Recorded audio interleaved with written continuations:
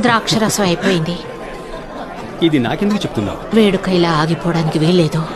ఆశీర్ కుటుంబం అవమాన పాలవుతుంది. అమ్మా, నా సమయం ఇంకా నువ్వు రాలేదు.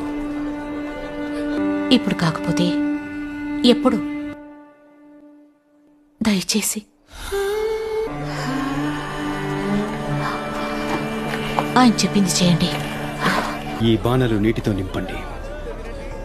మీరు స్పష్టంగా వినలేదనుకుంటా. అయిపోయింది నీళ్లు కాదు, ద్రాక్షరసం. బాణలను అంచుల వరకు మాత్రమే నింపితే సరిపోతుంది. ఎందుకు? చెప్పింది విన్నారా? నీళ్లు తేవడం ప్రారంభించండి త్వరగా. అందరూ బయటికి వెళ్ళండి. నేను సిద్ధం.